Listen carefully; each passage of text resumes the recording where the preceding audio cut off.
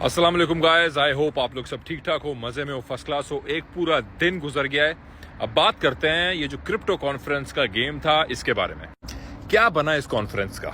मैंने आप लोगों से वीडियो बना के मुखातिबों के यही कहा था कि पिछले साल भी जिस दिन ये बंदा कॉन्फ्रेंस के अंदर आया था, इसके आने से कॉन्फ्रेंस में कोई अच्छी चीज़ या कोई मुस्बत स्टेप नहीं हुआ था, बल्कि मार्केट का वो टॉप था। इन्होंने कॉन्फ्रेंस की 10-15 मिनट की इन्होंने हंसी मजाक किया, 30-35 लोग बैठे हुए हैं, उसके बाद इन्होंने कोई बात नहीं की, कुछ नहीं किया। क्या था ये? क्या गेम था ये? देखो, आप इस चीज को समझो।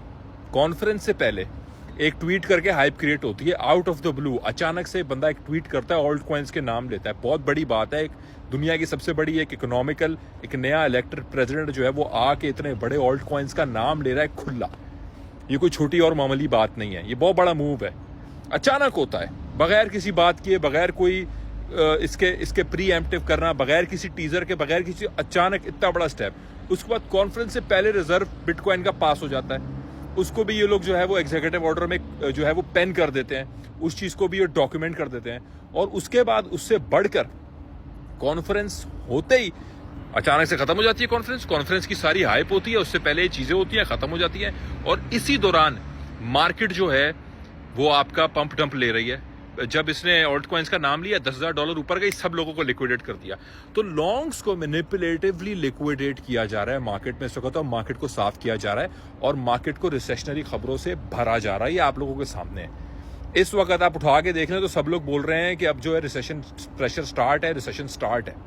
मैं आप लोगों से इस साल की इस रिसेशन की बात पिछले साल से करता आ रहा हूं, इवन 2023 के एंड से करता आ रहा हूं कि ये जो टाइम आने वाला है, ये मुश्किल आने वाला है, इसमें रिसेशनरी प्रेशर की बातें होंगी, लोग रिसेशनरी प्रेशर को देखेंगे, ये सब हो सकता है और होगा 2025 के अंदर। ये बातें आप लोगों के सामने आ रही हैं इस वक्त। लेकिन मेरा ये मानना है कि उस प्रेशर के आने से पहले एक पिवट एग्जिट हमें मिलेगा, पिवट एग्जिट हमें मिलना चाहिए, और हमारी उन पिवट एग्जिट के ऊपर नजरें हैं सारी की सारी।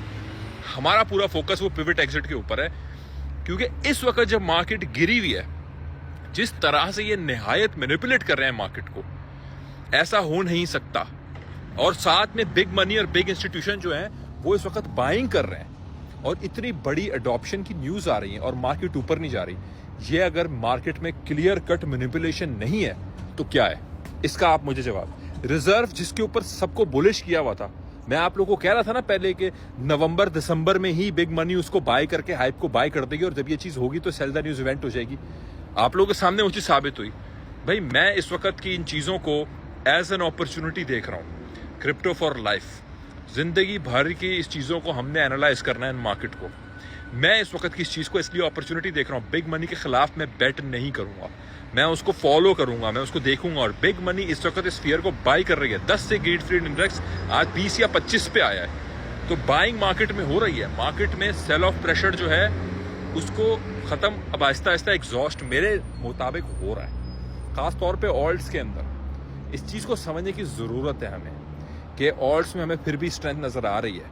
हमें समझने की जरूरत है कि इस वक्त नैस्डैक जो है उसने एक ETF लॉन्च किया है, डॉट का, और फाइल किया है, और उसके बाद साथ ही नैस्डैक बोलता है कि हमें 24/7 ओपन रहना है क्योंकि डिमांड ज्यादा है। तो आखिर वो कौन सा वॉल्यूम है जो मार्केट में आना है बहुत मेजर किस्म का, जिसकी वजह से नैस्डैक जैसा इंडेक्स, नैस्डैक 100 इंडेक्स बहुत इंपॉर्टेंट इंडेक्स है, वो 24/7 ओपन रहना चाहता है।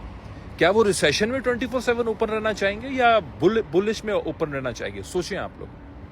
तो इन चीज़ों को हमें आज देखना और आज समझने की ज़रूरत है, इनको एनालाइज करने की ज़रूरत है। कोई आपके लिए इन चीज़ों को एनालाइज करके नहीं रखेगा, कोई आपको ये चीज़ें समझाएगा नहीं, बताएगा नहीं। ये आपकी जिम्मेदारी बनती है, आप खुद देखें, कड़ियों को जोड़ें।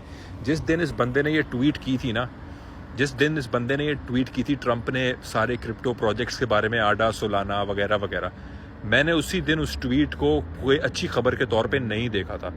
मैंने उसको इस मार्केट के अंदर इस वक्त के होते हुए सबसे बड़े मैनिपुलेटिव टैक्टिक के तौर पे देखा था।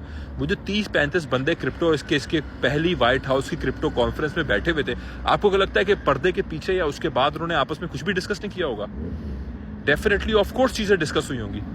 अब वो क्या चीजें हैं वो हमें आने वाले वक्त में पता चलेंगी। लेकिन एक बात हमें मालूम है, जब मार्केट नीचे होती है और इतनी नीचे गिरी हुई होती है और मार्केट यहाँ बैठी होती है, उस टाइम पे जब ये लोग कह रहे होते हैं कि अब और नीचे जाएगी और नीचे जाएगी, दैट इज द टाइम।